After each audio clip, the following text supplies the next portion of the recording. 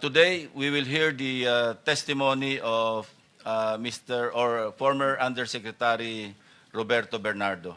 Kindly stand up so your oath will be administered by the Director General of the Group. Do you swear or affirm to tell the truth, the whole truth, and nothing but the truth in this proceeding? Thank you. You may take your seat. Thank you. Are you ready to make your statement? Yes po, Mr. Chair. You may proceed.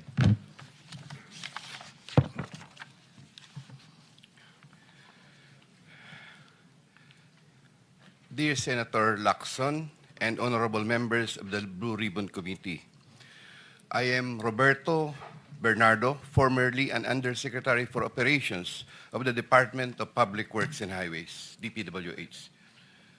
I was summoned to appear today before the Honorable Blue Ribbon Committee and required to testify in connection with its ongoing inquiry in aid of legislation into the reported anomalies in certain DPWH projects, flood control projects. Bago ko po ilahad ang aking nalalaman sa mga bagay na nais tumbukin ng kagalang-galang na Blue Ribbon Committee, ako po ay umaamin sa aking maling nagawa. Ako po ay hindi naging matatag at tapat sa pagpapatupad ng tungkulin na ipinagkatiwala sa akin ng ating pamahalaan at sambayanan. Taus-puso at puno ng pagsisisi na ako po ay humihingi ng kapatawaran sa Diyos, sa ating bansa at mga kababayan, gayon din sa aking pamilya, mga kaibigan at sa lahat ng aking binigo. Nakagawa po ako ng pagkakamali at pinahintulutan ko po ang aking sarili na maging kasangkapan sa pagpapatupad ng isang masamang gawain. Handa po akong gawin ang lahat ng nararapat upang maiwasto ang aking kamalian at maiwasan na ito'y mangyaring muli. I wish to assure the Honorable Blue Ribbon Committee of my full cooperation with the investigation. I am submitting an affidavit outlining my knowledge and of and involvement in certain events material to the subject of investigation. Moreover, I will disclose and expound on related incidents within my personal knowledge, mindful not only of the materiality of my testimony, but also of my rights, as well as fearful of what effects my disclosures will have on my family's safety and well-being. I have applied before the Department of Justice for coverage as a state witness under Republic Act No. 6981, otherwise known as Witness Protection, Security and Benefit Act. I hope the Honorable Blue Ribbon Committee will find merit in my application and favorably endorse the same to the DOJ. With the assurance of the Honorable Blue Ribbon Committee that my rights and benefits under RA 6981 shall be respected, I am prepared to submit the aforesaid affidavit to Honorable Blue Ribbon Committee and swear to and testify on the same, with the approval of the Honorable DOJ Secretary on the disclosure thereof for such purposes. The highly sensitive nature of the disclosures made in my affidavit cannot be stressed enough. These deal with involvement in irregularities of 4 senators and 1 congressman, 1 member of a constitutional commission, and 1 undersecretary, seriously undermining public trust in 2 out of 3 branches of our government and a constitutional body, thereby posing a significant threat to our national security as it may lead to political instability, which may weaken the ability of the government to function effectively. 25 of September 2025, Makati City, Metro Manila. And this, Mr. Chair, signed na po ito. Okay. May we hear from Secretary Remulla since he mentioned about his application for admission into the program? Your Honor, we will have to evaluate his statements in relation to all the other testimonies that we have gathered in the DOJ and in the Blue Ribbon Committee. The Senate President, Mr. Chairman, Guzman. yeah. We would like to listen to your sworn affidavit, if you have one, or an affidavit that you will swear to complete the disclosure that you're talking about. Otherwise, those are mere general statements. Please, thank you. Yes, Mr. President, Mr. Chair, may I be allowed to read the Yes, you may proceed, Usec Bernardo. affidavit? I, Roberto R. Bernardo, Filipino, of legal age, a resident of Malolos City, Bulacan, under oath, deposed and state. In connection with the ongoing Senate Blue Ribbon Committee investigations, I intend to submit this affidavit which provides details of my knowledge about matters within my jurisdiction relating to flood control projects when I was still serving as Undersecretary for Operations of the Department of Public Works and Highways. This affidavit lays out details. Sorry, excuse me. You have your counsel now with you?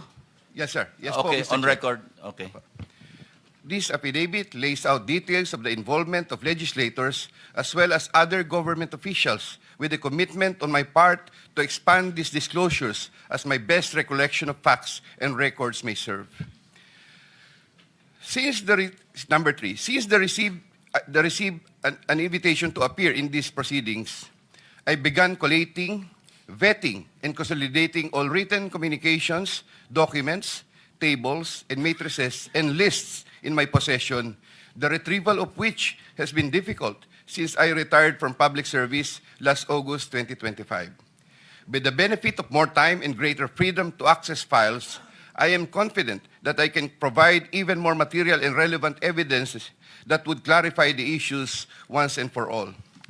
Number four, more importantly, I am executing and submitting this affidavit with my full and absolute consent as an integral part of my application to be admitted under the Witness Protection Program through the favorable recommendations of the Honorable Chairman of the Blue Ribbon Committee, Senator Ping Lacson, and the Honorable Senate President, Tito Soto, under Section 4, as well as Section 10 of Republic Act Number 6981, otherwise known as Witness Protection, Security, and Benefit Act before the Department of Justice.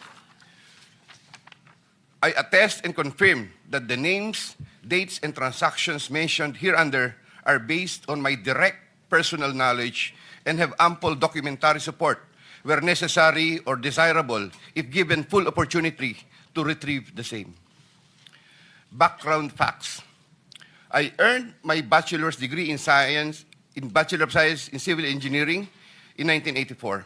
I am a registered civil engineer by profession. In the year 1985, I began my 40-year stint in the DPWH as a laborer. I then climbed the ranks through the years as Associate Civil Engineer, Engineer 2, Engineer 3, and as Assistant District Engineer, Assistant Regional Director. I then became Assistant Regional Director CESO 4 sometime in 2012 until my appointment as Assistant Secretary in 2016. I finally became Undersecretary more than a year later and remained such until my retirement on August 2025. I met former District Engineer Henry Alcantara during my assignment in the Laguna 2nd District Engineering Office. Engineer Alcantara, Engineer Bryce Hernandez, Engineer J.P. Mendoza, and Engineer Algie Jumasig all belong to the Bulacan 1st DEO. 2020-2040 scheme. Sometime after the State of the Nation address of President Ferdinand Bongbong Marcos Jr. in July 2025, and while I was already on sick leave, I heard from Secretary Bunoan for the first time that Engineer Alcantara, Engineer Hernandez, Engineer Mendoza, and Engineer Dumasig were engaged in contracting activities using the licenses of other contractors. Subsequently, Engineer Hernandez confirmed this arrangement through one of the legislative hearings and by other contractors whose license they used. According to Bryce Hernandez, their sharing is 20-20-20-40% from these activities. My understanding is that they had prepared and signed documents for purposes of collecting payments, which they then apportioned the profits amongst themselves. However, I must admit that I have no personal knowledge on the exact actions they took to accomplish this scheme, and I can only be asked general questions on the systems in place that would have allowed this modus operandi to happen. I categorically state that I have neither knowledge nor participation in these business activities, which were entirely done by Engineer Alcantara, Engineer Hernandez, Engineer Mendoza, and Engineer Dumasig on their own. Ghost projects. At about the same time, after the 2025 SONA, I also heard for the first time that aside from the 2020-2040 scheme, were flood control projects, ghost projects, for which Engineer Alcantara, Engineer Hernandez, Engineer Mendoza, and Engineer Dumasig were also responsible. These were confirmed later by Secretary Bunaan during a separate legislative hearings. I called up Engineer Alcantara to ask him about these flood control ghost projects. He denied any participation. Subsequently, he likewise told me that he even convened the officers of Bulacan First DEO to confront them about these ghost projects, and that some officers, it was Engineer Hernandez, who was the primary person responsible for the same. In the exact words of Engineer Alcantara, si Bryce po yan. I categorically state that I have neither knowledge nor participation in these flood control ghost projects. Congressman Zaldico. My personal knowledge regarding Congressman Zaldico are set out as follows. Congressman Zaldico one time called me to say that he met Engineer Alcantara and wanted to confirm, maayos bang kausap si Engineer Alcantara? To which I replied, maayos po. Engineer Alcantara then told me that Kong Zaldico was asking for a 25% commission, and out of that amount, 2% was to be shared equally between Engineer Alcantara and myself. In his exact words, boss, hati na tayo sa 2%. Furthermore, Engineer Alcantara would tell me every time that he made deliveries of cash to Congressman Zaldico in compliance with his commitment to Congressman Zaldico.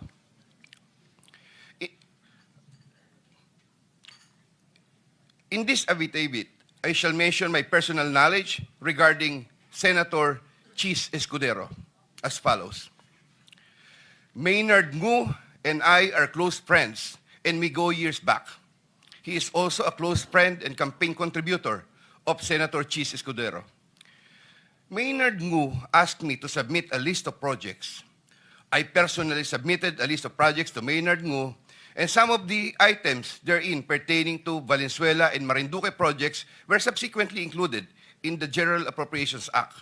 A copy of the list of Valenzuela and Marinduque projects is here to attach to this affidavit as Annex A. When I gave him the list and in relation to the commitment, I asked him, Boss, paano to? Maynard replied, bahala ka na. I asked, Boss, okay na ba ang 20%? Maynard said, okay. After inclusion of the projects in the GAA, I delivered 20% of approximately 800 million or about 160 million to Maynard Ngu, which was meant for Senator Escudero. Finally, I would like to add that deliveries of cash were personally made to me, by me, to Maynard Ngu at his office in Manila. I confirm that Commissioner Lipana requested that he be referred to officers of DPW's Bulacan First DEO. I referred to Engineer Bryce Hernandez. I have no personal knowledge if they were able to secure a project in Bulacan First DEO. Furthermore, and subject to possible referral to an executive session upon the approval of the Honorable Chairman, I attest to the broader systemic issues in DPWs that are widespread. My statements hereunder are based on personal knowledge and direct interactions with the personalities involved with great risk to my safety and that of my family members. I confirm the following. Usec Trigiv Olaybar of DepEd. Usec Trigiv Olaybar used to work for Senator Ramon Bong Revilla and Senator Sani Angara before his appointment as Usec for the Department of Education. Sometime 2010, I met for the first time Usec Olayvar, who was then working in the office of Senator Bong Revilla. Later, I learned that he transferred to the office of Senator Edgardo Angara and then later to Senator Sani Angara.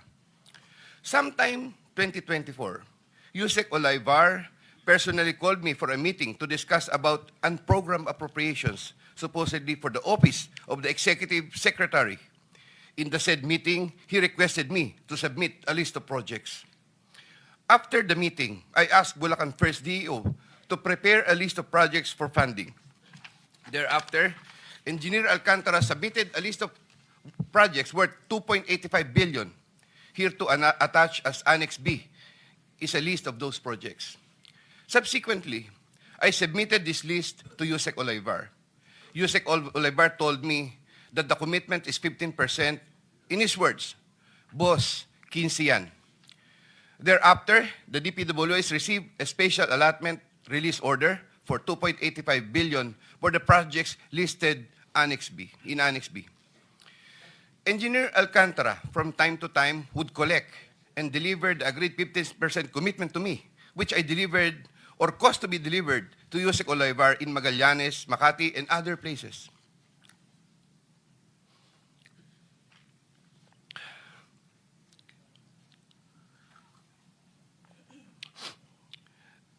Senator Ramon Bong Revilla. Sometime in the year 2024, Senator Revilla and I met where I gave him a list of projects given to me by Engineer Alcantara. Senator Revilla asked for a commitment, which I suggested. Then he approved at 25% of the total amount of the projects indicated in the list here to attach as Annex C. I relayed the 25% commitment to Engineer Alcantara and told him that Senator Revilla will appreciate additional contributions for his senatorial re-election bid. Engineer Alcantara collected the 25% commitment, or about 125 million, which was turned over to me and then delivered to Senator Revilla in his house in Cavite.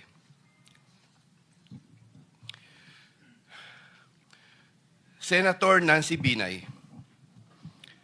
Sometime in the year 2024, Carlin Villa, a staff of trusted confidant of Senator Binay, called me and asked for a commitment which was set at 15% of the total amount of the projects indicated in the list here to attach as Annex D. I relayed the 15% commitment to Engineer Alcantara. Engineer Alcantara collected 15% commitment, or about 37 million, which was turned over to me and which I then delivered to Senator Binay at a house in Quezon City.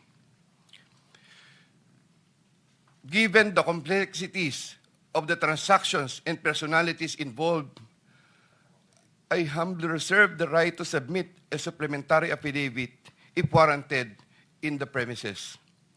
I attest to the truth of the foregoing statements based on my personal knowledge and authentic records. In witness or hope, I will be affixing my signature this day of September 2025 here. Mr. Chair. Yeah, kindly sign your affidavit in the presence of everybody.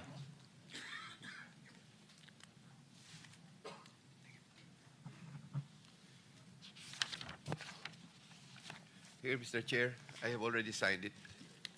For the record, you signed the same affidavit that you read, no? Yes po, Thank Mr. you. Chair. Maraming salamat, Usec. Secretary Remulla is recognized. Your Honor,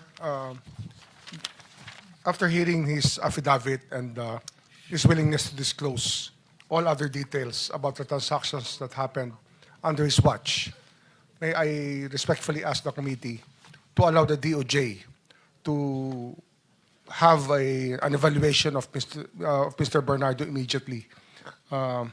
This matter has to be done because of the gravity of the situation and the fact that we may have to really work overtime on legal matters that are needed, or necessary legal matters, so that we can preserve the monies and other things that are involved in this discussion.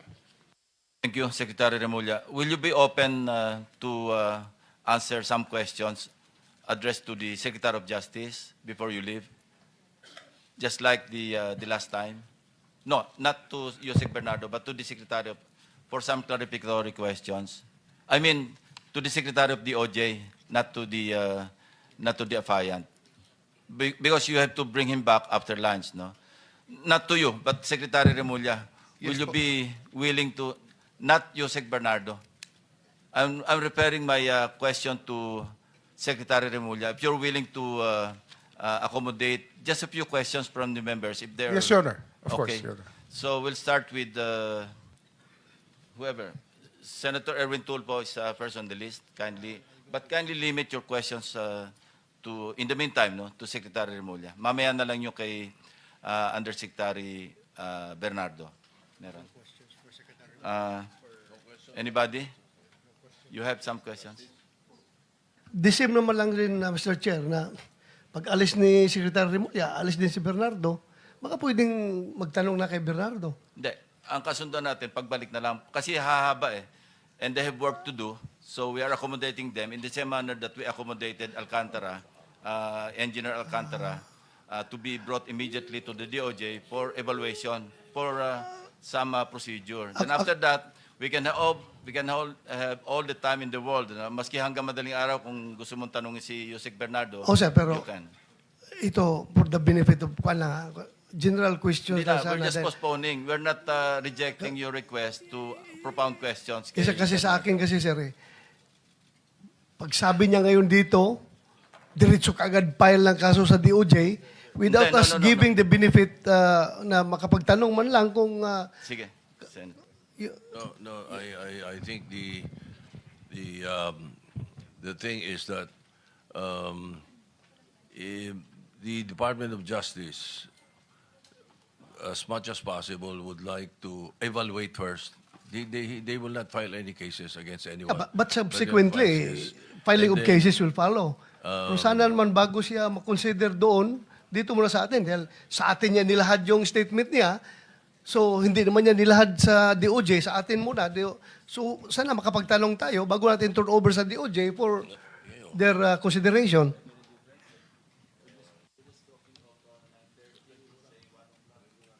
Mr. Chair, I think the point... Hearing is suspended.